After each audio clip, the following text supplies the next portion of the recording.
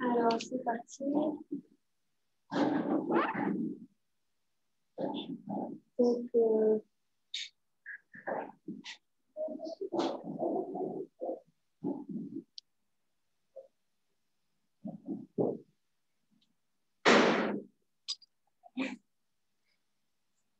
ok. Donc, je pense que oui, on a pris un petit peu de retard. Voilà, je vois les participants qui se connectent au fur et à mesure. Bonjour à tous, bonjour. Il y a Dina, merci d'être là. Donc, désolé, on ne peut pas assurer, à cause d'un problème technique, on a un petit peu de retard et on ne peut pas du tout assurer la traduction simultanée en arabe. Est-ce que tu peux laisser en arabe? مرحبا. طبعا آسفين على التأخير. حدث عطل فني في أجهزة المعهد اليوم، لذلك نأسف لإبلاغكم بأنه لن يكون هنالك ترجمة إلى اللغة العربية مع الأسف. Bonjour Zena, merci d'être avec nous aujourd'hui. C'est un plaisir. Après tous ces problèmes techniques aujourd'hui et puis les difficultés liées au contexte sanitaire qu'on a pu voir ces derniers mois. Donc, merci beaucoup. Pour ceux qui sont en ligne, même pour vous en salle, n'hésitez pas si vous avez des questions. À la fin, on ouvrira aux questions du public. Donc, n'hésitez pas à noter ou éventuellement à nous faire signe si vous voulez prendre la parole en cours. Donc, Zena, merci d'être là. Vous êtes artiste, vous êtes dessinatrice. Vous êtes, oui, même plus qu'artiste, vous faites de la scène aussi maintenant.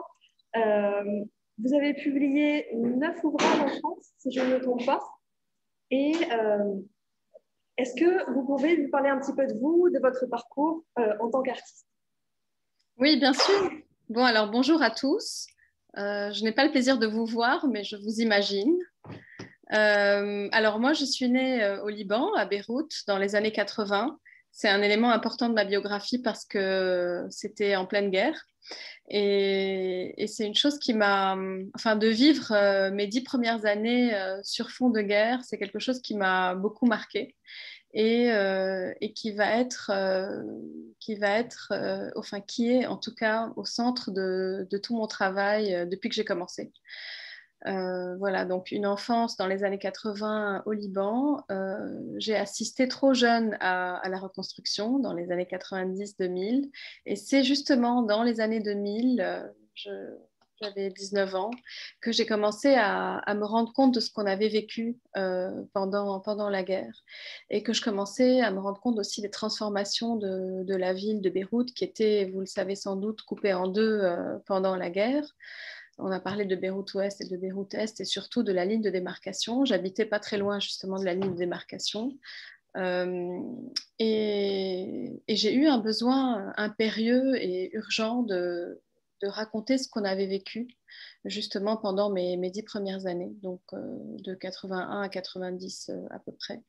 Ce besoin, il est venu parce que au moment de la reconstruction, je me suis rendu compte que le Beyrouth que j'avais connu jusque-là, ça peut sembler paradoxal, mais ce Beyrouth-là était en train de disparaître avec tous les choix qui ont été faits au moment de la reconstruction et tous les changements dans la ville et la population de certains quartiers, notamment le centre-ville qui était le no man's land pendant la guerre et qui tout d'un coup, dans les années 2000, est devenu une espèce de vitrine de luxe de Beyrouth qui semblait ne plus appartenir à personne. Mais enfin, voilà, je ne vais pas rentrer dans tous les détails, mais disons qu'à ce moment-là, j'ai été prise d'une urgence de garder une trace de ce Beyrouth-là et surtout de ce mode de vie qu'on avait dans les années 80, parce que de part et d'autre de la ligne de démarcation, ou en tout cas du côté où j'ai grandi, on était un peu enclavés parce que les rues étaient coupées les unes des autres par des murs qui avaient été installés pour nous protéger du franc-tireur.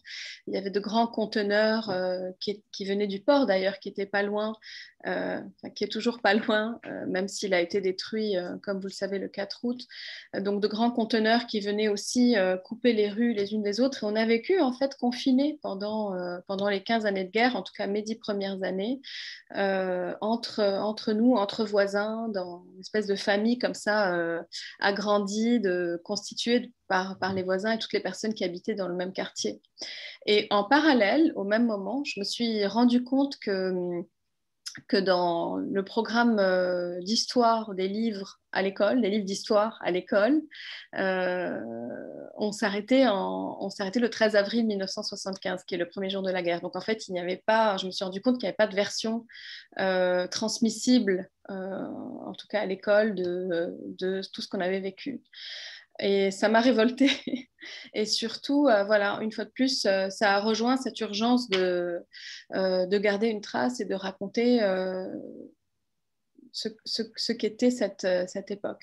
Donc voilà comment j'ai commencé. J'étais encore à Beyrouth à l'époque et ça a donné, pendant mes études, j'ai fait des études de graphisme, un petit livre qui s'appelle Beyrouth Catharsis. Je vous le montre parce que voilà, vous l'avez. Donc c'est un tout petit livre, c'est une histoire assez intime, c'est justement l'histoire de la rue Youssef Samani, qui est la rue où j'ai grandi, qu'on va retrouver dans chacun de mes livres. Et j'avais envie de ce format déjà où on a un rapport intime avec le livre. Quand on le lit, il disparaît presque dans nos mains, un peu comme s'il nous chuchotait une histoire à l'oreille. Donc il y avait ce rapport très intime avec l'objet livre. Et à partir de là, j'ai eu une prof à Beyrouth qui m'a regardé droit dans les yeux et qui m'a dit ça, interdit de le laisser dans un tiroir. Tu te débrouilles, mais ça doit être publié. Alors j'ai été investie d'une mission comme ça par cette prof que j'adorais. Et c'est comme ça qu'en 2004, j'ai pris ma valise. On avait droit à une valise de 23 kilos à l'époque, c'est toujours le cas sur les trajets directs entre Beyrouth et Paris. Et j'ai pris l'avion. J'avais 23 ans cette année-là, donc j'y ai vu un peu comme un signe que je pouvais emmener avec moi 1 kilo d'affaires par année vécues au Liban pour aller à Paris rencontrer justement des éditeurs, des auteurs et des dessinateurs dont c'était le métier parce que bon, je savais que j'avais envie de faire ça, mais au Liban, à l'époque, très peu de personnes considéraient que c'était un métier en fait. Et puis on en parlera peut-être plus tard, mais comme on n'a pas d'éditeur de bande dessinée au Moyen-Orient, c'était évident qu'écrivant en français, il fallait que je sois publiée par les éditeurs que j'admirais d'ailleurs, qui se trouvaient soit en France, soit en Belgique. Et voilà comment je suis arrivée à Paris en 2004. Et puis, je vais vous la faire courte parce que sinon, on va parler 10 heures. J'ai rencontré mon premier éditeur, Cambourakis, avec qui j'ai fait donc Beyrouth Catharsis, qu'il a publié donc. 38 rue Youssef Semani, que je vous montre parce qu'il a un format aussi un peu particulier. Donc, qui est l'histoire du 38 de la rue Youssef Semani, donc le 38 étant l'immeuble où j'ai grandi. Ensuite, Le jeu des hirondelles, qui est mon premier roman graphique, comme on appelle ce type de format. Voilà. Et Je me souviens Beyrouth. Et je vois que vous avez Mouton sur la table. Oui. Voilà, donc on a fait 1, 2, 3, 4, 5 livres ensemble. Et ensuite, j'ai rencontré un autre éditeur qui est Casterman et j'ai fait Le piano oriental, Prendre refuge et Le grand livre des petits bruits avec eux. Donc voilà, en gros. Et donc, de fil en aiguille, c'est devenu mon métier. Je suis encore à Paris, ce qui n'était pas forcément prévu au départ parce que je m'étais dit que je viendrais voir comment ça allait se passer. Puis, je ne savais pas que j'allais rester 16 ans. Voilà, en gros. Très bien. Du coup, une petite question. Vous avez parlé de votre volonté d'écrire l'histoire, aussi votre intérêt pour le dessin. Pourquoi avoir choisi le médium de la bande dessinée? En quoi le médium de la bande dessinée vous permet justement d'écrire l'histoire du Liban, d'écrire les histoires que vous avez envie d'écrire et de dessiner, bien sûr. Mais c'est ça, en fait, moi, je n'étais pas une grande dessinatrice au départ. Je ne pensais pas du tout qu'un jour je serais dessinatrice. Bon, j'adorais l'image en général, c'est pour ça que j'ai fait des études de graphisme. Je savais que j'avais quelque chose à faire avec l'image, mais pas forcément avec le dessin. Je n'étais pas hyper à l'aise avec le dessin. Donc j'ai commencé à écrire parce que j'écrivais beaucoup adolescente et puis ça m'a jamais... j'ai toujours un peu écrit. Et à partir du moment où je me suis mise à écrire et que l'histoire est arrivée, donc celle de ce témoignage premier de l'histoire de Maru, je me suis rendu compte que j'avais besoin du dessin aussi. Et c'est ça qui est extraordinaire en fait dans la bande dessinée, c'est que on tisse une histoire avec deux médiums, l'écriture et le dessin, puisqu'en aucun cas le dessin n'est là pour illustrer le texte. C'est vraiment quelque chose, deux éléments qui viennent s'imbriquer. Et donc on a des possibilités quasiment infinies par exemple, de faire dire au texte quelque chose et de montrer autre chose dans l'image. Et vice-versa. Donc, il y a une grande liberté, en fait, d'expression. J'avais besoin aussi du dessin pour justement garder une trace de ces façades, du visage de cette ville qui était en train de disparaître. Et puis, le dessin, il y a quand même une chose extraordinaire dans le dessin, c'est un vecteur d'émotion rapide, c'est-à-dire on peut en un dessin véhiculer une émotion où il faudrait parfois plusieurs mots ou plusieurs pages de texte pour arriver au même résultat. Enfin, il y avait quelque chose comme ça dans le dessin d'efficace, de direct, de droit au cœur qui m'intéressait beaucoup. Et donc, au début, j'ai un peu fait comme j'ai pu, un peu avec les moyens du bord. D'ailleurs, dans Beyrouth Catharsis, c'est là. On voit, c'est un dessin qui est assez simple en fait, qui est assez naïf. Je ne suis pas encore dans tous les détails que je ferai un peu plus tard au moment où j'aurai pris un peu d'assurance. Et je vais vous laisser parler parce que sinon je vais vous parler du noir et blanc et je ne vais plus me taire. Donc. Non, mais justement, c'est notre prochaine question. D'ailleurs, je me permets de présenter Inès qui est à mes côtés. Qui participe au club de lecture, Mathilde aussi, qui n'est pas présente aujourd'hui, mais a beaucoup travaillé. On a travaillé sur des questions justement qu'on veut vous poser aujourd'hui, dont cette question, pourquoi le noir et blanc? Qu'est-ce qui vous permet d'exprimer et à quel moment justement vous avez développé ce style? Donc c'était la petite Zéna qu'on connaît, qu'on a rencontrée dans vos bandes dessinées, dans Je me souviens, dans Le jeu des hirondelles, du coup, ne dessinez pas, comme vous venez de le dire. C'est à partir de quand vous avez vraiment découvert cet intérêt et développé ce style si particulier qui est le vôtre? C'est vraiment, le dessin est arrivé par l'écriture, justement. C'est-à-dire à partir du moment où j'ai eu quelque chose à dire et que c'était justement urgent de le dire, je me suis mise à dessiner. Enfin, je dessinais un peu avant comme tous les enfants et un peu adolescente. Enfin voilà, ça n'a jamais été étranger à moi, hein, le dessin. J'étais entourée de livres de dessins, de bandes dessinées à la maison, c'est-à-dire c'était très familier. Mais le dessin est arrivé dans ma vie au moment où j'ai eu une histoire à raconter. Vraiment, c'est très lié. D'ailleurs, jusqu'à aujourd'hui, je dessine très peu pour dessiner. J'ai un carnet toujours dans mon sac, mais c'est un carnet où je prends des notes, j'écris des petits morceaux des petits morceaux de dialogue que j'entends ou des idées, et je dessine comme une prise de notes, pas pour faire un joli dessin, mais plus pour me souvenir de certaines choses ou croquer un profil ou quelque chose qui m'intéresse sur le moment même. Donc le dessin est rarement séparé de la narration. Et le noir et blanc est arrivé en fait d'abord un peu par défaut, dans le sens où, comme je ne maîtrisais pas encore l'outil, je me suis dit, il faut être un peu intelligent, essaye de trouver une solution pour arriver à dessiner d'une manière, pour arriver à dessiner sans trop de difficultés en réalité. Donc, je me suis mise à... j'ai réfléchi, je me suis dit qu'en fait, le dessin, puisqu'il justement, il n'est pas là pour illustrer le texte, mais plutôt pour raconter aussi, prendre en charge la narration au même titre que le texte. Il fallait qu'il soit le plus efficace possible. Et pour être efficace, je l'ai débarrassé de tout ce qui n'était pas indispensable. Et très vite, je me suis débarrassée de la couleur en premier lieu, parce qu'il me semblait qu'elle ne venait rien apporter de particulier à mon propos. Je ne dis pas que la couleur n'est pas intéressante en général, d'ailleurs c'est assez coloré chez moi, mais justement pour ce propos-là et pour cette histoire en particulier, il me semblait qu'elle ne venait rien apporter de particulier. Donc je m'en suis débarrassée très vite. Et ensuite, c'est là que ça devient intéressant, c'est que quand on se débarrasse de la couleur, il ne reste plus que le blanc et le noir. Et là, ça, c'est une contrainte en réalité. Mais comme souvent, les contraintes dans la vie et dans la création, elles appellent justement la créativité. On est obligé de trouver des solutions pour justement dire le maximum, un éventail de choses, d'émotions et d'informations avec juste le noir et le blanc.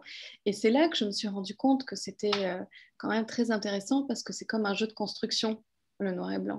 Parfois, il suffit de mettre un élément noir en haut à gauche pour qu'on ait l'impression que la page penche. Donc, il faut la rééquilibrer. Et c'est comme ça, en fait, quand on travaille en noir et blanc, on dessine en pensant constamment à l'œil du lecteur, comment il va se circuler dans la page, qu'est-ce qu'il va voir en premier, et comment tous les éléments vont dialoguer et correspondre. Et puis, surtout, il y a une chose, c'est que le noir et blanc a une portée émotionnelle assez forte qui m'intéressait beaucoup, dans la mesure où il y a 2 points, en fait. Le premier, c'est que comme le noir et blanc est déjà une image, une façon de représenter le monde, en tout cas, qui n'est pas tout à fait collée à la réalité. C'est pas comme une photographie en couleur où il y a déjà comme une interprétation du réel. Comme vous voyez, par exemple, la tête des personnages, ils auront beau être ressemblants, ils ressemblent pas au réel tout à fait. Et il me semble que de travailler en noir et blanc de cette manière-là, ça permet au lecteur d'avoir sa place, d'avoir une place où il peut lui-même projeter ses propres émotions, son imaginaire, je ne sais pas moi, ses rêves, des choses qui ne me concernent pas en fait, qui le concernent à lui. Et c'était une manière justement de lui laisser de la place. Je vous donne un exemple. Dans le jeu des hirondelles, il y a un moment, une double page où je montre le plan de Beyrouth et je dis ici c'est l'espace qui nous reste. Et quand on tourne la page, donc l'espace qui nous reste dans cette moitié de ville. Et en fait, c'est le même dessin que le dessin précédent, sauf qu'au milieu, il y a cette grande étendue blanche qui n'est en fait que le blanc de la page. Hein, c'est absolument pas, il n'y a rien de dessiné. Et pourtant, le blanc a cette possibilité de dire le vide, l'absence. On peut réfléchir ensemble, mais donc il y a des valeurs symboliques on peut rattacher au noir et au blanc. Le noir pourrait dire l'obscurité, le plein, peut-être l'angoisse. Enfin, c'est assez personnel en fait, mais il y a des choses qui touchent à l'universel. Et donc là, dans ce cas, le blanc de la page vient signifier symboliquement cette ville écartelée et tout ce morceau de ville complètement effacé. C'est ça qui m'intéressait en fait, c'est la capacité de faire de la poésie avec pas grand-chose finalement. Et ensuite, c'est devenu une obsession parce que je me suis rendu compte qu'il y avait aussi cette possibilité de travailler le motif et exactement l'inverse de ce que je viens de dire, plutôt que des aplats blancs, avec au contraire des choses très chargées, surchargées, qui ressemblent à presque comme de la dentelle. Et ça, c'est dans le piano oriental, je me suis beaucoup amusée à créer des motifs répétitifs. Voilà, avec uniquement le noir et le blanc. Et ça vient raconter aussi le rythme. Il y a une manière comme ça d'agencer le noir et le blanc qui peut être justement pour le coup musical puisque c'était le sujet du livre. Et voilà, en fait, c'est une recherche permanente. Le noir et blanc, c'est assez passionnant. Et il m'est arrivé de faire de la couleur dans Mouton ou dans le grand livre des petits bruits. Mais c'est vrai qu'à chaque fois que je parle du Liban, ou en tout cas de Beyrouth, de la mémoire, ou en tout cas de certaines choses qui sont un peu délicates à raconter, qui sont parfois douloureuses ou sont un peu subtiles, disons, que j'ai pas envie de raconter de manière frontale, c'est le noir et blanc que j'imagine. Dès que je commence à écrire, l'image me vient en noir et blanc. Il y a une possibilité avec le noir et blanc aussi de faire un détour, justement. Il y a une pudeur aussi qui est possible, parce qu'on n'a pas besoin de tout montrer exactement comme c'était, mais on peut suggérer certaines choses qui parfois ne sont même pas dessinées. Et ça me plaît. C'est vrai que oui, la suggestion dans votre œuvre est très, très importante par le texte, les onomatopées, aussi, oui. la répétition justement des motifs, des sons. Il y a beaucoup de choses qui passent par des petits détails comme ça, agencés ensemble. Pas forcément le dessin, pas forcément le texte, mais c'est un tout qui est très intéressant. Inès, est-ce que tu veux... Oui, je vous ai montré tout à l'heure le personnage qui était en train de tricoter. On avait vu l'alphabet arabe. Donc, c'est une des particularités de votre style, c'est le tricotage de la langue arabe à la langue française, mais aussi les cultures. Quelle est la nécessité de transmettre, de faire apparaître ce tricotage? Est-ce que c'est un besoin, comme vous l'avez dit au début, ou bien c'est venu avec le temps? Et quels sont les moyens ou les techniques que vous déployez pour mettre en œuvre ce joli tricotage? Alors au départ, c'était pas du tout un besoin ni même une envie particulière parce que moi j'ai toujours écrit en français et ça me convenait. Mais c'est vrai que si on regarde déjà la première page de mon premier livre, il y a déjà de l'arabe. Tout simplement parce que c'est la plaque de la rue Youssef Semani et que toutes les plaques à Beyrouth sont bilingues français-arabe. Bon, ça c'est un clin d'œil, mais c'est vrai qu'au début, j'ai ressenti l'envie d'avoir l'arabe, mais je ne l'ai pas assouvi. Du moins dans le jeu des hirondelles, je me souviens qu'au moment de l'écriture, bon, comme il s'agit c'est un huis clos, c'est l'histoire de tous les voisins qui se retrouvent dans notre appartement, dans l'entrée de notre appartement, une nuit de bombardement, et qui attendent justement la fin des bombardements pour pouvoir revenir chez eux.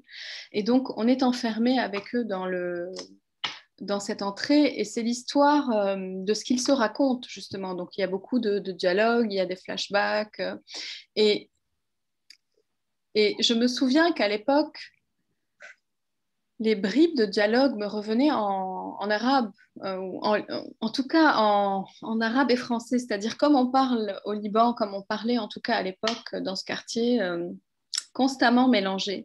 Et je m'étais faite la réflexion que, ah tiens, c'est marrant, j'aurais bien envie qu'on entende cette musique dans la langue. Alors, à l'époque, je me suis contentée d'essayer de retranscrire uniquement en français. Donc, il me semble qu'il n'y a pas du tout d'arabe dans le jeu des hirondelles. Et ensuite, c'est-à-dire au fur et à mesure des livres, l'idée a grandi, cette envie de voir cohabiter, peut-être pas dans le sens, c'est-à-dire le texte n'est jamais en arabe, mais par contre, il y a toujours des incursions, justement, ce que vous avez joliment appelé le tricotage. Déjà, dès la deuxième page du piano oriental, quand Odette et Abdallah se retrouvent le matin, il y a une petite bulle en arabe qui dit « Ya hub hayati ». Et évidemment, ça n'a aucun intérêt au niveau de la narration parce que ça n'apporte pas une information importante. C'est-à-dire, si on ne la lit pas, ce n'est pas très grave, mais c'est comme un clin d'œil envers les lecteurs arabophones ou en tout cas envers ces personnages qui parlaient comme ça, tout simplement.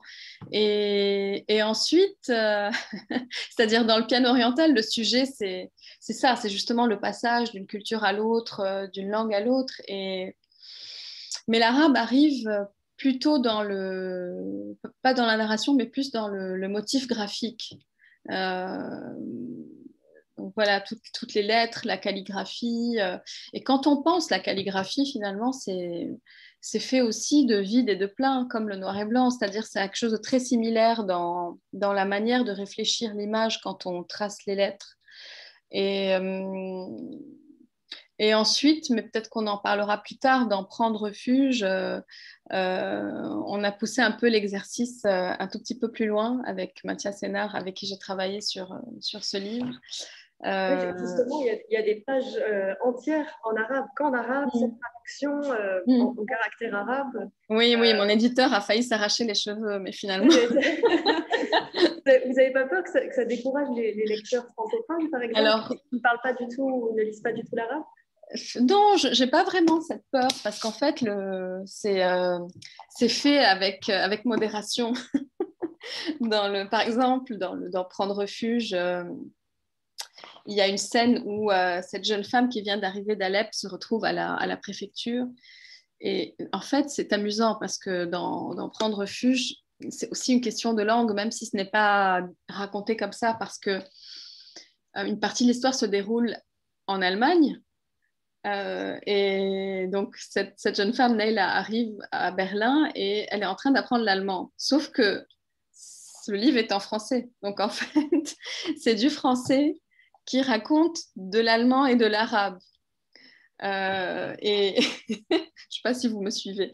Et donc, il y a une page comme ça où elle est à la préfecture, justement à Berlin. Et je vais la retrouver. Et donc, elle ne comprend pas grand-chose, en fait. Elle est un peu perdue, elle arrive un peu trop tard. Et puis finalement, il y a cette fameuse page qui est totalement en arabe. C'est une page de dialogue où elle rencontre une femme qui est arabophone. Elle est peut-être syrienne, d'ailleurs, comme elle.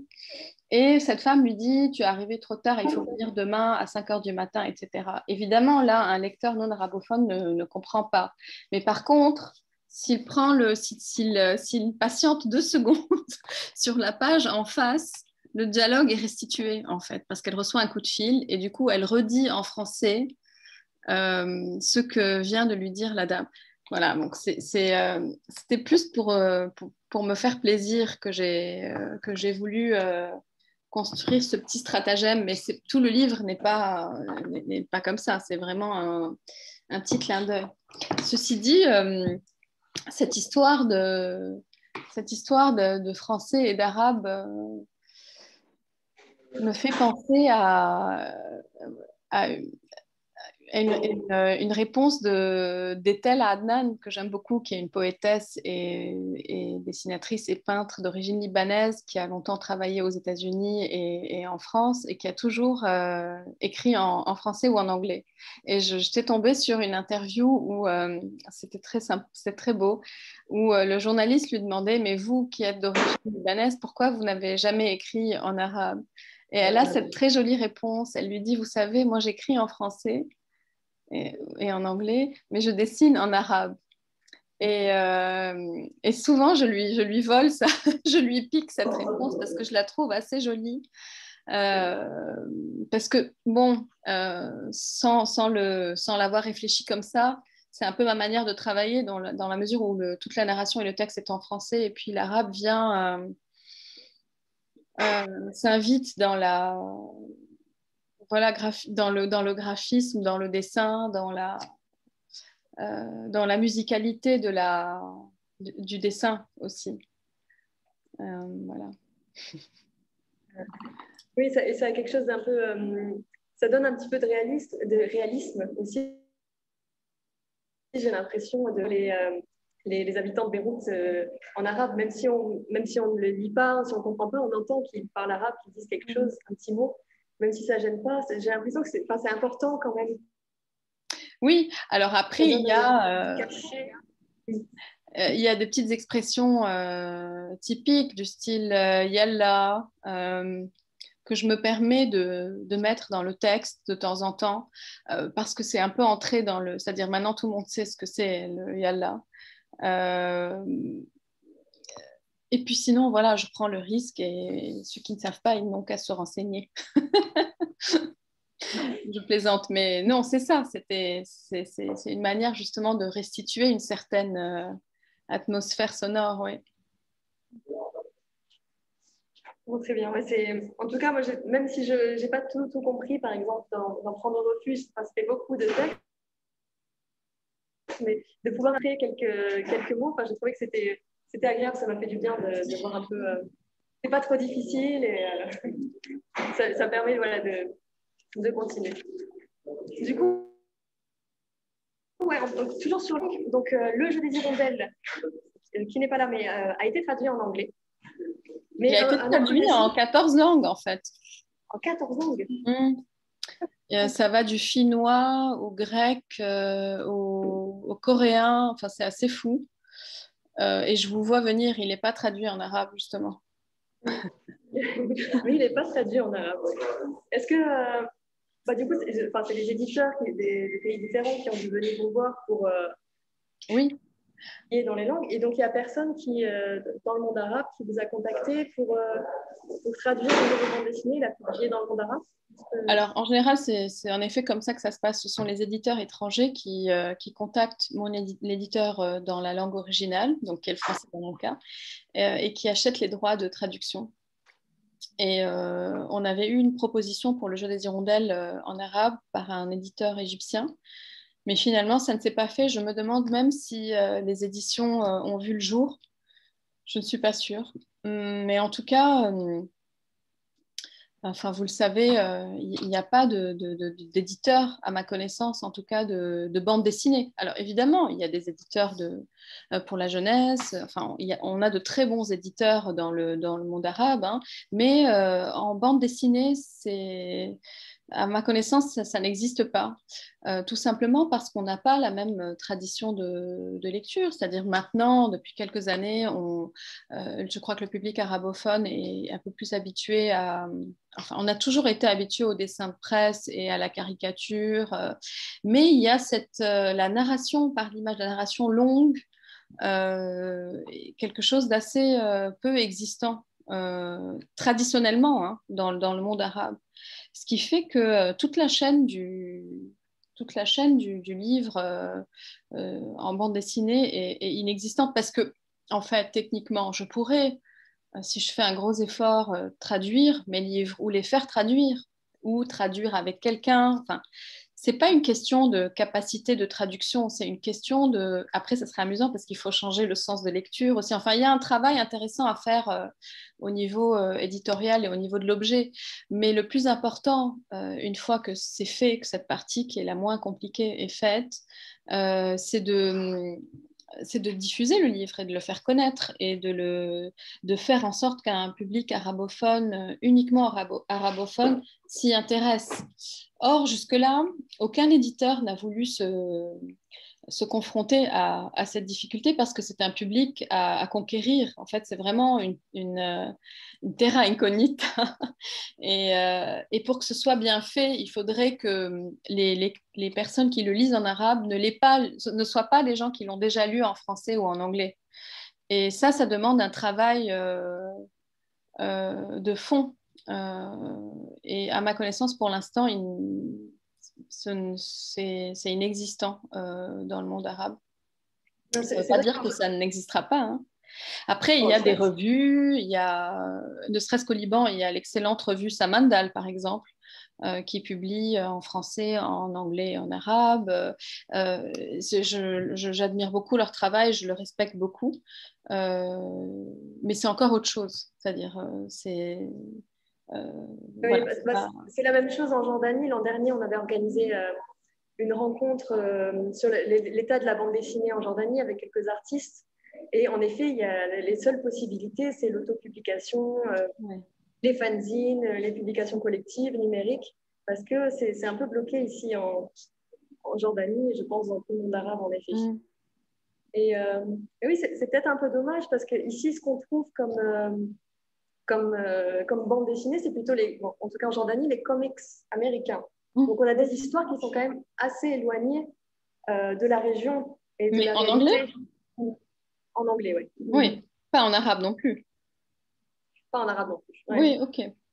Et ce serait peut-être intéressant de présenter des bandes dessinées en arabe parce que pour ceux qui apprennent la langue arabe et surtout ceux qui apprennent les dialectes, donc le dialecte libanais ou même le jordanien, parce qu'on on en cherche et parfois c'est difficile de trouver quelque chose en langue, en dialecte du pays. Non, c'est vrai, ce serait génial, mais vous mettez le doigt sur aussi une question, un point d'interrogation, c'est que le traduire en arabe, ok, mais en fait, quel arabe? Est-ce qu'on garde le arabe classique, mais du coup, c'est un peu décalé par rapport au dessin, ou est-ce qu'on fait un mix d'un arabe qui soit compréhensible dans tous les pays du Mashrek, et dans ce cas, qu'est-ce qu'on fait du Maghreb? Enfin, c'est une question intéressante. Moi, j'ai hâte que ça oui, qu'on puisse se confronter à tout ça. Parce que c'est vrai, la bande dessinée, du coup, c'est du dialogue, c'est de la bulle. C'est peut-être un peu bizarre d'avoir ça en standard, en arabe Voilà, standard. c'est ça. Ça ressemble plus à l'oralité.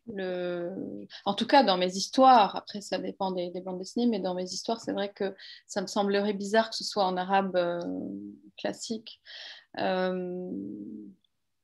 Enfin, à voir. Non, c'est d'autant plus frustrant que, par exemple, un livre comme Le jeu des hirondelles, dont je vous disais que, voilà, c'est un travail de mémoire, ça participe justement à la mémoire, au travail de mémoire autour de la guerre.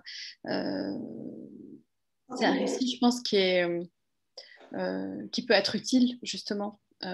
Pour les générations qui n'ont pas connu la guerre, qui sont nées après, celles qui n'ont pas appris cette histoire à l'école. C'est d'autant plus frustrant parce que par exemple, le jeu des hirondelles est publié au Liban par un éditeur de livres scolaires et parascolaires qui est super, c'est les éditions Hatem, mais en français. Donc, il est distribué dans les écoles libanaises francophones. C'est rageant parce qu'en fait, cette histoire-là, c'est la nôtre et tout le monde doit pouvoir. Et bon, voilà, peut-être que ça se fera un jour, ce serait formidable. À bon entendeur.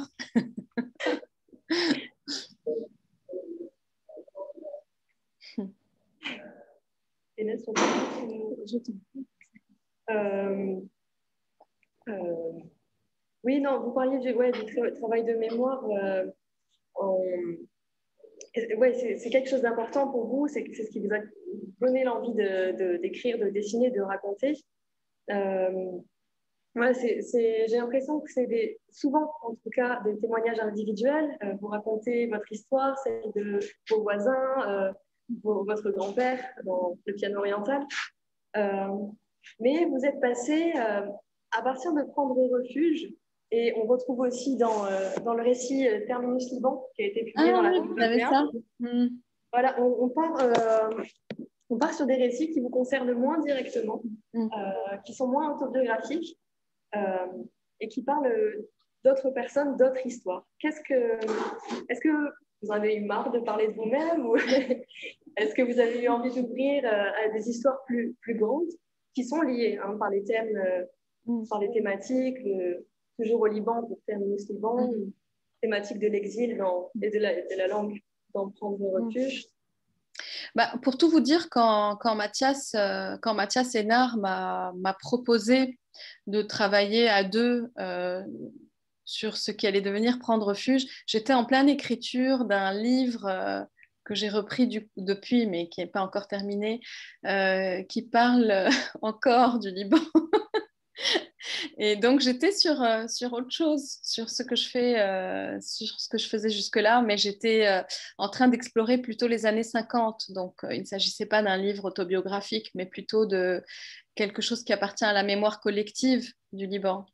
Et puis, Mathias débarque dans ma vie, parce qu'en fait, on s'est rencontrés au moment où Boussole est sorti en 2015 et le piano oriental et Boussole sont sortis quasiment le même jour, donc on s'est beaucoup vus toute l'année sur des festivals, des salons. On s'est rencontrés au Salon du Livre francophone de Beyrouth tout simplement parce que quelqu'un avait eu la bonne idée de nous mettre de nous mettre en dialogue autour d'une table ronde sur justement l'Orient, l'Occident, comment le monde arabe peut être perçu de l'Occident justement. Et on s'est rencontrés comme ça et de fil en aiguille, on s'est rendu compte d'abord qu'on avait beaucoup de choses en commun et ensuite je me suis rendu compte que lui avait une culture de bande dessinée assez poussée, étonnamment. Enfin, je ne savais pas du tout ça. J'avais lu ses livres, mais il est assez redoutable.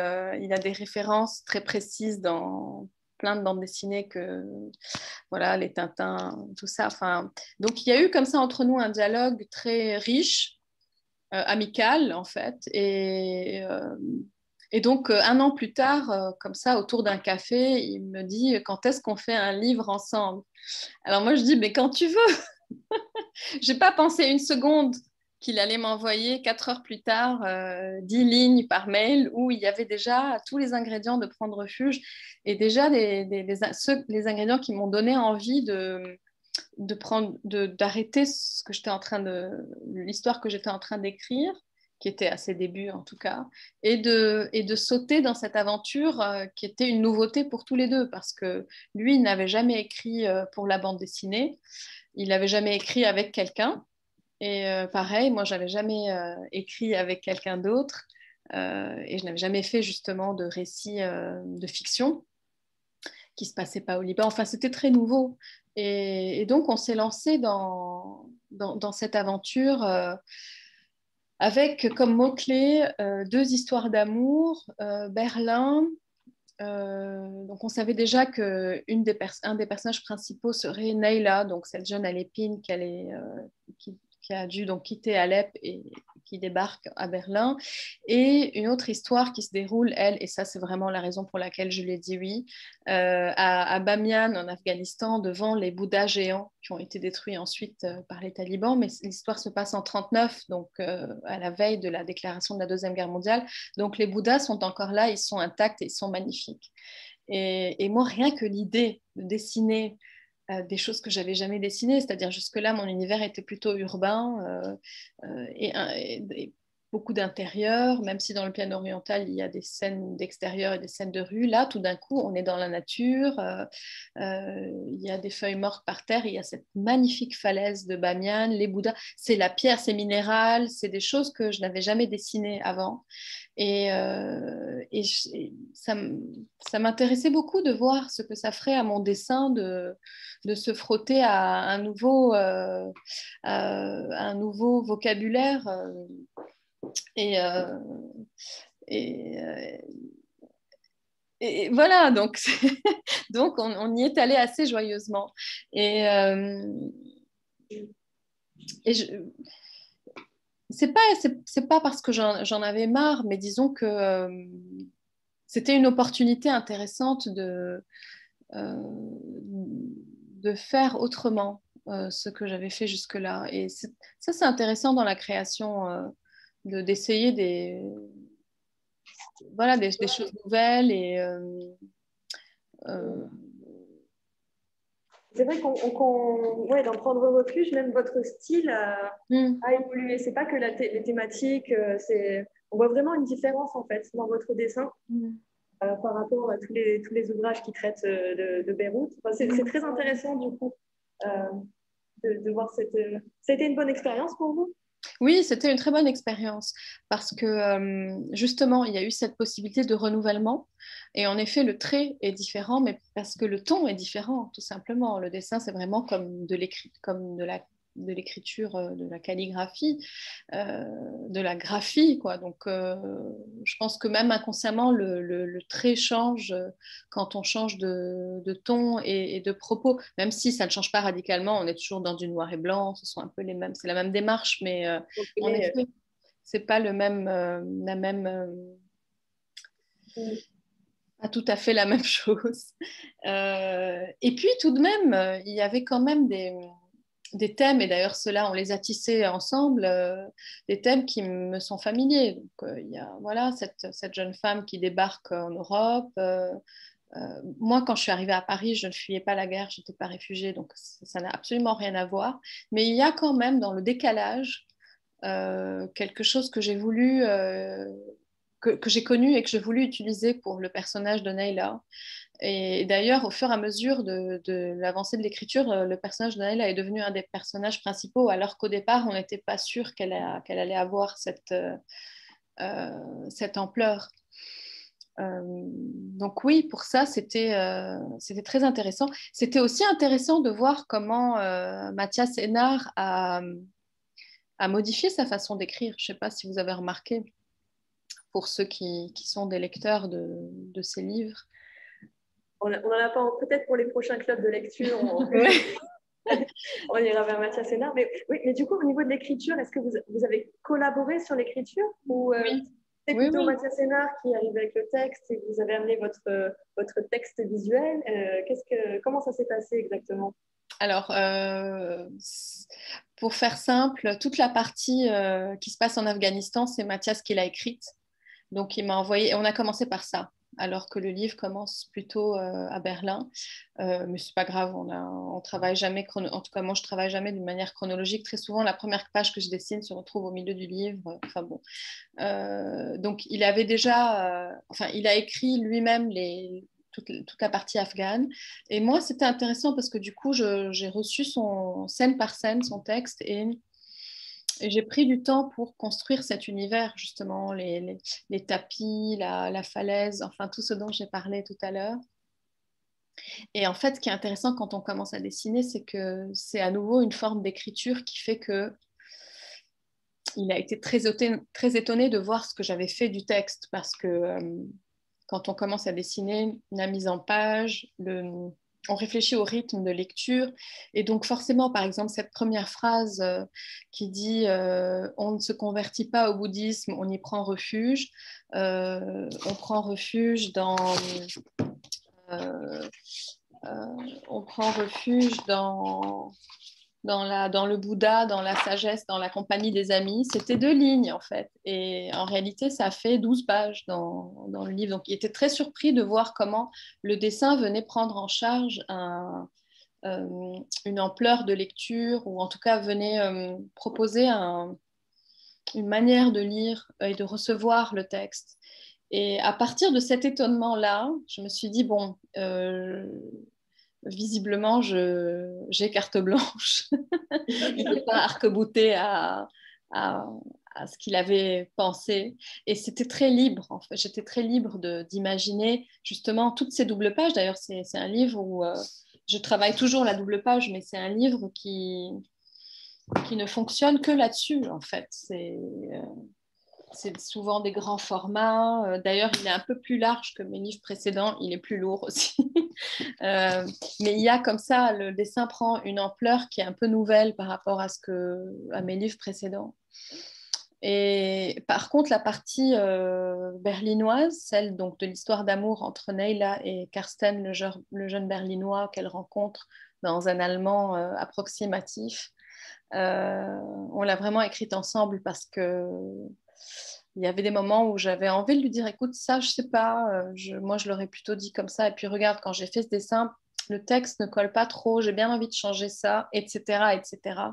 Et du coup, là aussi, c'était un chantier, c'était intéressant parce que c'est quand même un grand écrivain, mais il m'a laissé un peu tout bousculer et avoir cette liberté avec son texte, d'ajouter, d'enlever et de changer.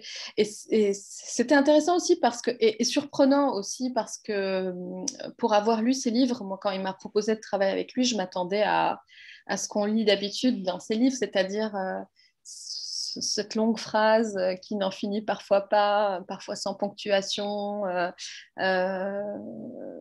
et en fait, pas du tout. Il n'y a pas de voix off. Il n'y a que des dialogues. Ouais, justement, on était un peu surpris aussi, c'était de voir le nom de cet écrivain et puis d'avoir en fait, si peu de texte. Moi aussi.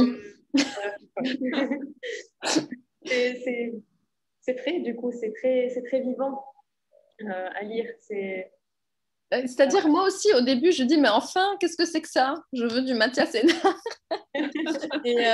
Mais il m'a expliqué qu'il avait envie de faire autrement, lui aussi. C'est-à-dire, il n'y avait pas que moi qui avait envie de renouveler l'exercice. Il avait envie de faire autrement. Il avait envie d'écrire pour le dessin. Et donc, c'est-à-dire qu'à la base, il s'est dit, il avait compris, en fait, que le dessin prenait en charge une grande partie de la narration. Donc, il n'a pas voulu faire comme il fait d'habitude. Et je pense que c'était très sain parce que sinon, il serait rentré dans des descriptions très détaillées comme il fait souvent. Et du coup, le dessin aurait été justement une illustration. On aurait fait un très beau livre illustré, mais ça n'aurait pas été une bande dessinée.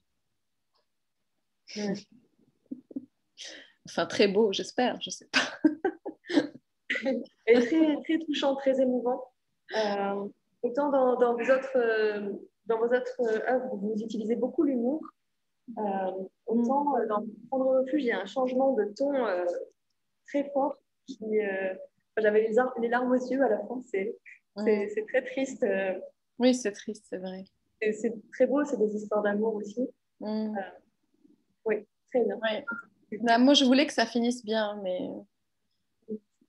il n'était pas d'accord. Et puis, en fait, c'est vrai que il y avait surtout cette envie de raccorder le destin de ces voyageuses européennes qui viennent de Suisse, qui se retrouvent en Afghanistan, donc à des milliers de kilomètres de chez elles au moment où la Deuxième Guerre mondiale commence. Enfin, elles écoutent à la radio que la guerre est déclarée.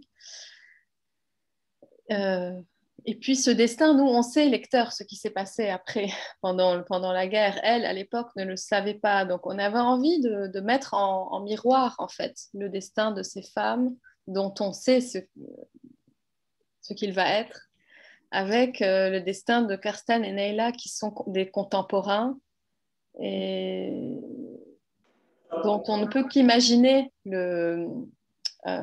disons, la suite. Et évidemment, il y a aussi en fond la destruction de ces Bouddhas. Parce qu'au moment où on raconte l'histoire, ils sont encore là, mais le lecteur sait très bien que bientôt, enfin, qu'ils vont disparaître. C'est vraiment un livre et c'est en ça qu'il est très proche de mes autres livres, même si on l'a écrit à deux et qu'il n'est pas autobiographique. C'est un livre qui parle de la trace, une fois de plus, comme dans tous mes autres livres. C'est un livre qui parle de la trace que laissent en nous les choses qu'on a perdues. Ça peut être un patrimoine, ça peut être une langue, puisque Neila, elle arrive et elle ne peut plus parler l'arabe, elle apprend l'allemand, et ça peut être un amour, ça peut être un pays, tout simplement. Il y a cette page très émouvante où elle parle d'Alep. Évidemment, moi j'ai pensé à Beyrouth en dessinant. Et je crois que c'est ça peut-être le fil conducteur qui relie tous mes livres et Prendre refuge se raccorde à ce fil justement parce qu'il parle de cette question de la trace. Et d'ailleurs, ces Bouddhas, ils sont très émouvants parce qu'ils ne sont plus là. Mais on voit très bien qu'ils ne sont plus là. C'est-à-dire il y a la présence de leur absence dans la falaise. Et ça, c'est une chose qui m'avait beaucoup émue quand j'ai découvert les premières photos qui ont été faites après leur destruction. Et les photos qui m'ont nourri justement pendant toute l'écriture du livre. Ouais, donc vous avez travaillé pour cet album-là avec des photos. Oui. Pour l'Allemagne, Berlin, est-ce que c'est pareil, est-ce que vous connaissiez, ou ça a vraiment été de la photographie, du travail de recherche, D'une manière générale, dans tous mes livres, il y a toujours une phase assez longue d'ailleurs d'archives où je fais des recherches photographiques, cinématographiques, radiophoniques, de livres et de presse aussi évidemment, même si ça ne se voit pas forcément dans le résultat. Il faut que je me nourrisse de ce travail d'archives avant de commencer. Et ça a été le cas pour chacun de mes livres. Pour prendre refuge, je me souviens moi je connaissais Berlin, Mathias le connaît encore mieux parce qu'il y a vécu, mais je me souviens qu'on y est allé un week-end justement pour faire des repérages, pour décider que Karsten habiterait dans ce quartier-là, que la balade ce serait peut-être dans ce parc-là. Et moi j'avais pris énormément de photos à ce moment-là. Et pour l'Afghanistan, bien sûr, toute la falaise de Bamiyan est très documentée, en fait. Donc, bien sûr, sur le mur de mon atelier, pendant 1 an et demi, enfin, pendant les 2 ans qu'a duré l'écriture de Prendre Refuge, c'était ça que j'avais accroché. Donc, ça m'a beaucoup nourri. Mais même pour Beyrouth, c'est-à-dire même pour le piano oriental, comme je parle d'un Beyrouth, le Beyrouth des années 50, c'est un Beyrouth que je n'ai pas connu, moi. Et donc là, forcément, toutes les cartes postales, les photos d'époque, les photos de famille, voilà, c'est des matériaux. Oui, même dans Terminus Liban, on voit bien tout votre travail de recherche, documentaire, historique, en fait, dans ce récit qui est plus court, mais très, très intéressant au niveau d'histoire. Oui, oui, le oui. chemin de fer qui courait au Liban et au Moyen-Orient en général. Oui, ça c'est une grande perte pour nous, quand on pense qu'on pouvait vivre à Beyrouth et travailler à Haïfa, par exemple, et vice-versa. Enfin, aujourd'hui, ça semble complètement... Oui, ça paraît cool. Ouais. Et il y a eu un moment aussi, il y a eu une époque aussi où ce train était raccordé au mythique Orient Express, c'est-à-dire c'était une autre époque en fait où les frontières n'étaient pas les mêmes et où la circulation était beaucoup plus libre. Plus terrestre. Comment? Que... Oui, aussi. Oui, oui, bien sûr, avec ce rythme relativement lent du train par rapport à l'avion en tout cas. Ouais, ouais. Ça donne envie en tout cas.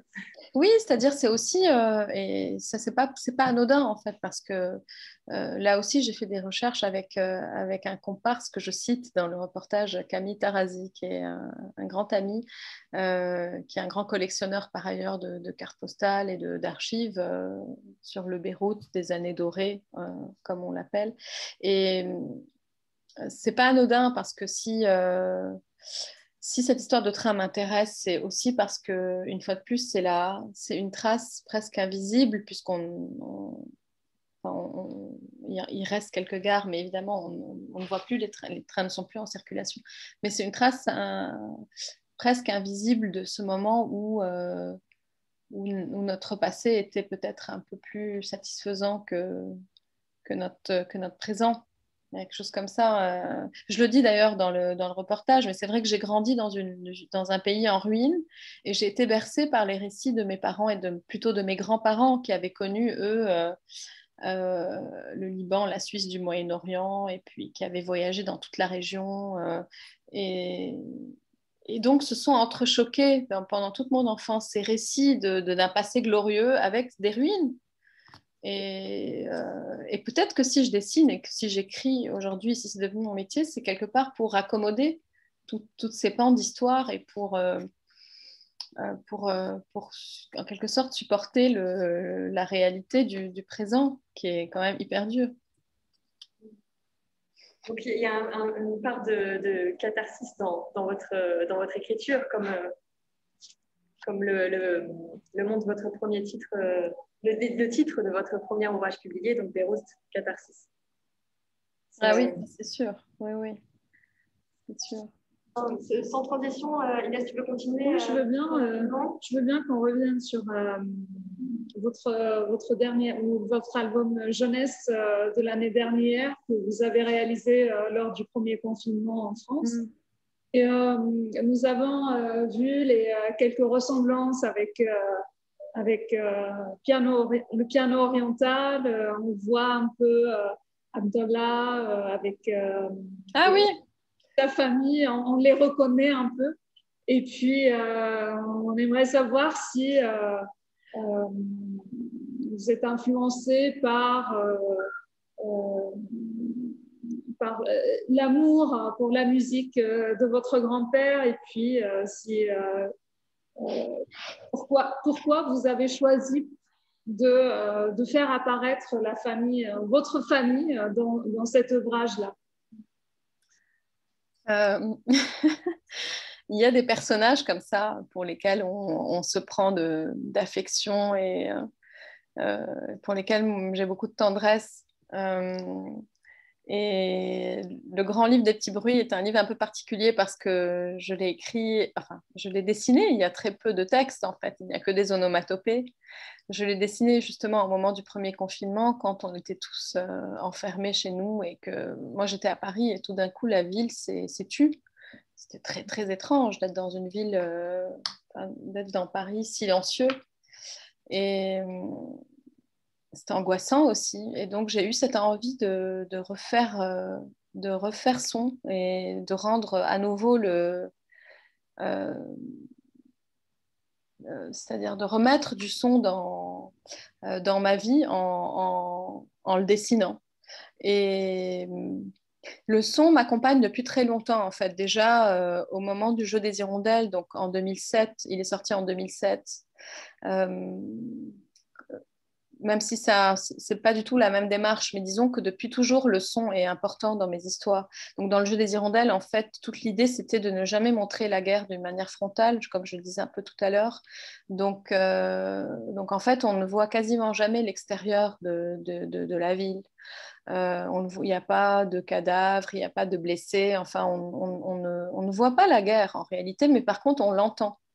Et elle fait irruption à l'intérieur de cet appartement, justement par les onomatopées qui racontent le franc-tireur, qui racontent les obus. Il y a même une scène qui se veut ludique, où les adultes nous apprennent, à mon frère et moi, qui sommes assez petits, à détecter au son si un obus arrive vers notre quartier ou s'il part de notre quartier. On faisait ça, en fait. C'était vital même d'avoir cette acuité sonore. Et ensuite, au fur et à mesure des livres, le son m'a toujours accompagnée, mais pour des raisons diverses et différentes à chaque fois. Et là, dans le grand livre des petits bruits, c'était vraiment pour lui donner une place principale, puisqu'il n'y a pas d'histoire. À chaque double page, on trouve un univers différent qui peut être... il y a un jardin public, un opéra, c'est des extérieurs et des intérieurs. Il y a un café, il y a une forêt sous la neige. Enfin, c'est des atmosphères visuelles différentes et sonores, des atmosphères sonores différentes. Et j'ai eu envie d'inviter tous mes personnages que j'aime et qui me manquaient symboliquement parce qu'en fait, on était très isolés pendant cette période bizarre. Et je les ai invités donc dans les pages du grand livre des petits bruits. Alors, ça me fait plaisir que vous ayez remarqué qu'ils sont là. On s'en rend pas forcément compte, mais voilà, j'ai eu envie qu'ils m'accompagnent dans la conception de ce livre-là. Il y a même à un moment une petite fille qui lit un livre et... Ah, vous alliez dire ça? Piano oriental, non? Oui, oui, c'est ça. Elle est aux toilettes. Voilà. Donc maintenant, tout le monde va se précipiter pour chercher. Mais voilà, c'est des clins d'œil que je me fais à moi-même parfois. J'ai le sentiment d'avoir une trilogie en fait entre le jeu des hirondelles, le piano oriental et le grand livre des petits bruits justement parce qu'on retrouve les personnages, on retrouve ces ambiances sonores. C'est vraiment agréable de voir dans différents types un album, une longue roman graphique, un huis clos. C'était intéressant. C'est des personnages en effet qui sont très très attachants. Et d'ailleurs, du coup, vous avez créé cet album pendant le confinement. Est-ce que ouais, ça a été une période créative pour vous? Est-ce que vous nous préparez, est-ce que vous avez commencé à nous préparer d'autres choses? En fait, le grand livre des petits bruits n'était pas non plus tout à fait prévu, hein.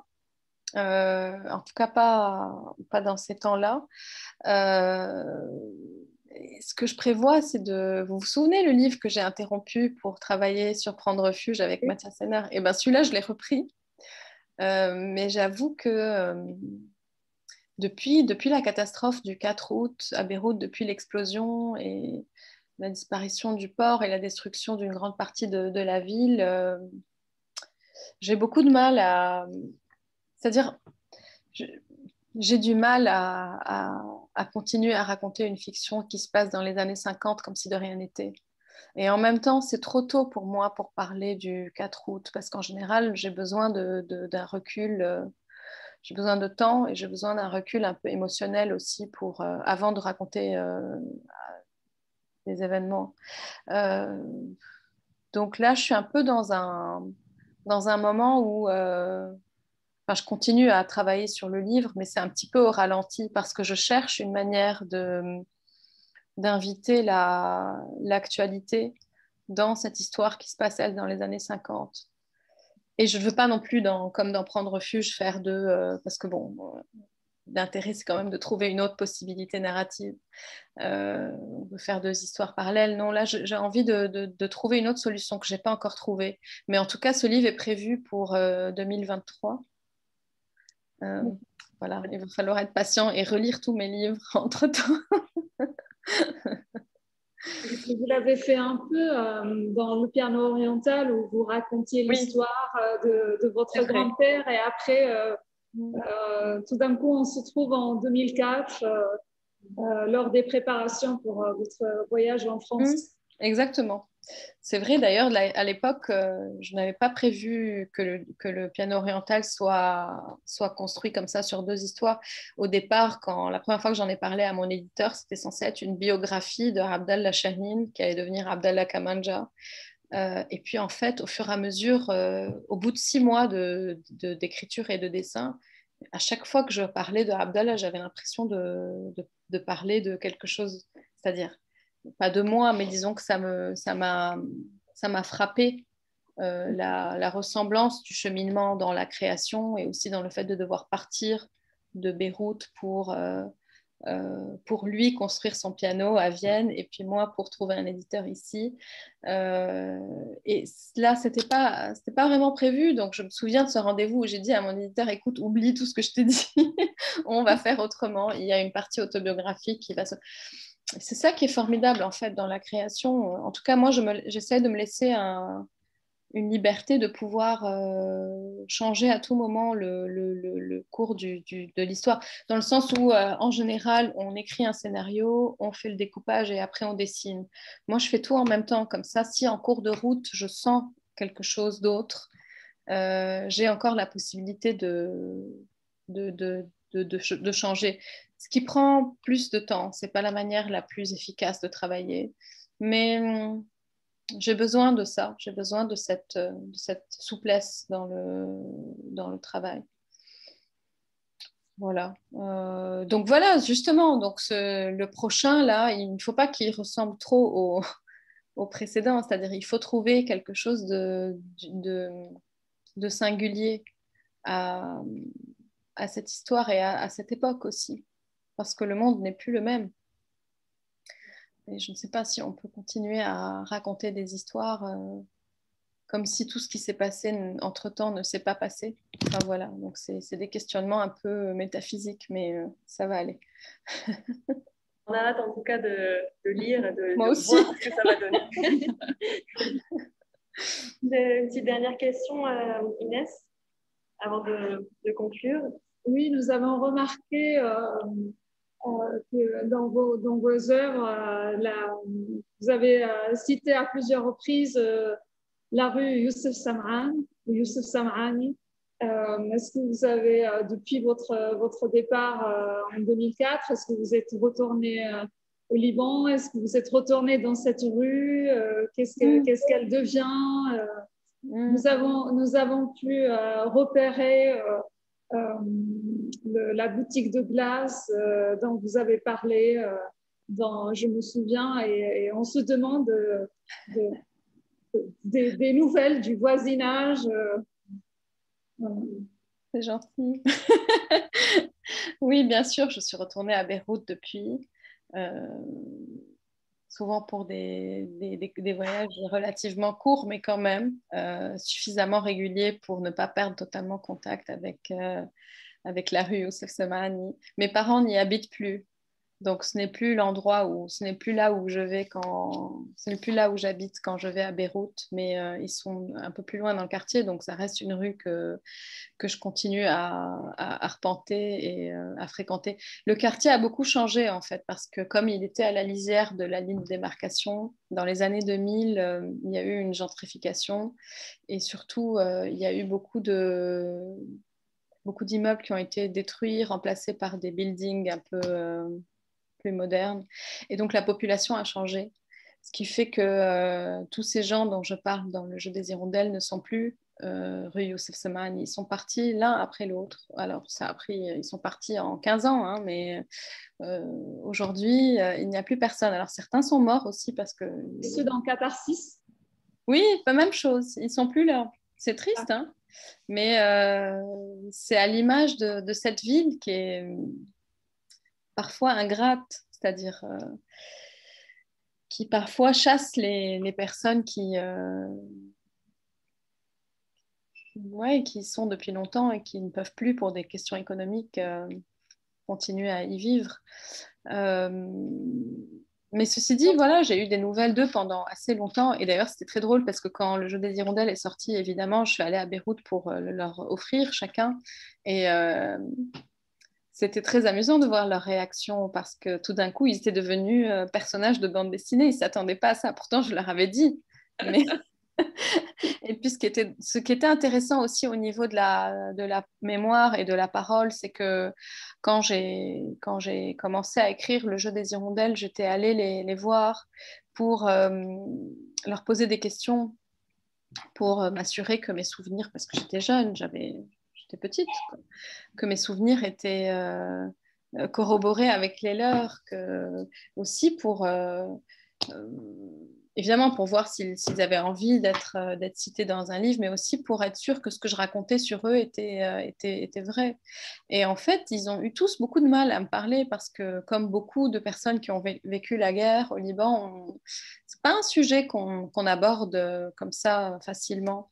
Et c'est très intéressant parce que quand le jeu des hirondelles, quand le livre est sorti, tout ça s'est inversé parce que quand ils ont vu ce que j'en ai fait, enfin, et qui se sont rendus compte de la manière dont enfin, que c'est devenu une bande dessinée, en tout cas pour dire les choses plus rapidement, eh bien, tout d'un coup, du jour au lendemain, je suis devenue celle qu'on appelle quand on a une histoire à raconter.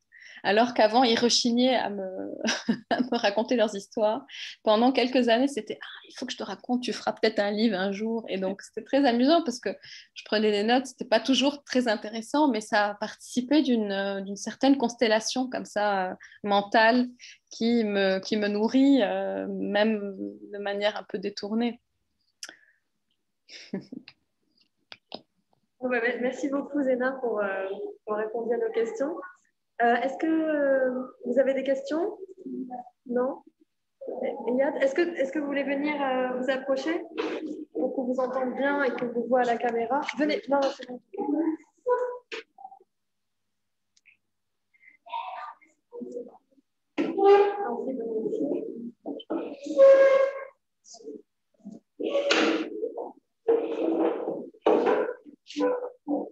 Bonjour, Zéna. Bonjour. Je m'appelle Riyad Kanaan. Je suis artiste. J'habite à Beyrouth. J'ai laissé tous les études au Liban.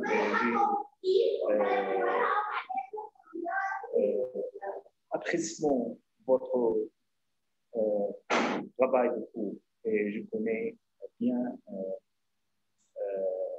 la plupart qui vont ici à Beyrouth parce que j'habite à Beyrouth depuis 1984. 1984. Et j'ai une question pour vous un petit peu artistique parce que vous avez une unique expérience artistique. C'est vous êtes artiste et vous êtes écrivain. Ce n'est pas juste un dessinateur, n'est pas juste un écrivain. Vous avez une unique, un exemplaire pour un succès dans une langue étrangère et dans une culture étrangère comme la France et habiter en France. Ma question pour vous, excuse-moi pour ma faible français parce que je suis étudiant aussi et je pratique la français. J'ai essayé de parler en français pour participer. La question artistique, je témoigne beaucoup de l'influence, beaucoup de grâce dans la région arabe, la miniature arabe, qui supprimait la perspective dans la et je trouve que vous avez beaucoup de ce point. Et la peinture traditionnelle arabe, comme Tinaoui, en Liban, comme un petit peu de Rafik Sharaf. Et vous mélangez là ces deux concepts, la miniature arabe avec la peinture traditionnelle de l'Orient, de la village Cham, Égypte et Syrie et Liban et un petit peu Palestine. Et vous avez un grand succès dans cette chose. Je voudrais un petit peu, si vous pouvez expliquer cette expérience, parce que c'est une expérience unique et je apprécie beaucoup. S'il vous plaît. Merci beaucoup. J'aimerais bien voir ce que vous faites aussi. Merci beaucoup. Peut-être tout à l'heure, si vous pouvez me donner un lien ou quelque chose où je peux voir votre travail. Pour répondre à la question, oui, c'est des influences multiples. C'est pas toujours très conscient, c'est-à-dire quand j'étais enfant, j'ai été entourée comme nous tous de tapis orientaux, de dessins, je vais dire orientaux comme ça en dessin arabe, disons, de la géométrie des tapis, la répétition qu'on peut avoir dans... Je parle des tapis parce que comme on était très souvent enfermés à la maison quand on était petit, ça a vraiment nourri mon imaginaire. Je me souviens que on jouait avec mon frère et moi avec les formes géométriques qui se répètent sur un tapis. On imaginait des mondes à partir de ces formes géométriques, on les redessinait. Il y a eu quelque chose comme ça, c'est-à-dire quand on a une enfance où on ne peut pas vraiment beaucoup sortir, l'imaginaire prend une place immense dans la journée. Et je me souviens de m'être beaucoup amusée avec ces formes de la culture et de l'art arabe, disons, qui sont les tapis et les dessins qu'on avait à la maison, en fait, tout simplement. Et ce n'est que beaucoup plus tard que j'ai découvert, puisque vous l'avez cité, le travail de Rafik Sharaf. C'était il y a... Je dessinais déjà, en fait, et il y a eu une rétrospective au Liban, mais au Liban, on fait toujours ça, c'est-à-dire ça prend du temps, et c'était dans les années... je ne sais plus, 2007, peut-être 2008, il y a eu une grande exposition au Beirut Art Center sur les peintres et les dessinateurs libanais. Et j'ai découvert le travail de Rafik Sharaf à ce moment-là. En fait, j'avoue que je ne connaissais pas, mais c'est aussi parce que finalement, je n'avais pas une grande culture de la, disons, de la scène artistique contemporaine. ou plus ou moins contemporaine. Je connaissais plutôt justement les miniatures, tout le travail antérieur qui a été fait, le travail classique, disons, de représentation. Et j'ai jamais pensé en fait à cette histoire de perspective. C'est vrai que moi, si je n'en fais pas dans mes dessins, c'est pour une raison simple, c'est que je suis très nulle en perspective. Mais c'est vrai que là, ça m'intéresse parce que ça vient, ça correspond aussi à un courant graphique arabe. C'est intéressant. Moi, j'ai l'impression d'avoir fait vraiment, comme je vous l'ai dit tout à l'heure, un peu avec ce que j'ai pu, c'est-à-dire avec mes défauts. À chaque fois que je me rendais compte que je ne pouvais pas dessiner quelque chose, j'essayais de contourner la difficulté. Par exemple, je vais faire une petite parenthèse, mais par exemple, dans Beyrouth Catharsis, je ne savais pas dessiner les personnages à l'époque.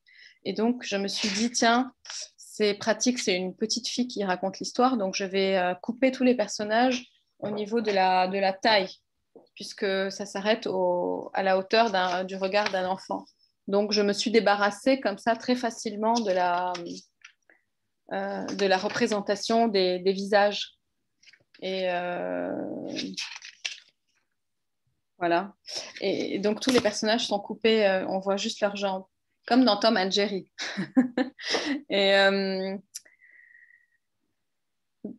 après, les influences, elles sont pas toutes conscientes en fait. Moi, j'ai fait avec ce que j'avais sous la main, c'est-à-dire une fois de plus ces fameux tapis, puis les bandes dessinées. Je lisais beaucoup Hergé, les Tintins par exemple. En fait, on est nourri par plein de choses, par la musique, par le cinéma. Par exemple, on parlait de son tout à l'heure, mais il y a les films, par exemple, de Jacques Tati, qui étaient très importants pour moi parce que ce sont des films où il n'y a quasiment pas de dialogue. Toute l'histoire est racontée à partir des sons, des objets, et, de la rue, des voitures. Voilà, donc je ne sais pas si j'ai une influence, si j'ai été consciemment influencée par un peintre ou un dessinateur arabe en particulier. Je ne crois pas. Mais c'est un mélange en fait de certaines traditions, aussi bien musicales que graphiques, qui m'ont toujours entourée, mais comme nous tous, c'est-à-dire en Jordanie, ça doit être la même chose, parce que ce sont des pays où on a une tradition assez forte et en même temps, on est très ouvert vers ce qui se passe à l'étranger, donc on est constamment aussi enrichi par d'autres manières de voir le monde, de le représenter. Voilà, je ne sais pas si ma réponse est satisfaisante, mais voilà, j'ai pas mieux. Merci. Merci Yad pour cette question. Merci Zéna. Est-ce qu'il y a une question en ligne, les participants en ligne? Si vous voulez écrire dans le chat, n'hésitez pas très rapidement avant que l'on conclue cette séance. Je ne vois pas de petite... Pas de main qui se lève. Tout à fait. Donc, un grand merci Zéna, c'était très intéressant. Mais je vous en prie, c'était un plaisir. Merci Inès, merci Nina et Mathilde du club de lecture. Merci Yad pour la question. Et j'espère qu'on pourra se rencontrer en vrai. Ah, ça serait génial. Pour la représentation du piano oriental. J'espère qu'un jour, ça pourra se faire. J'adore. Je vous en prie. À bientôt, j'espère. À bientôt. Prenez soin de vous. Au revoir. La traduction, ça marche. Je sais. Parce qu'elle a entendu.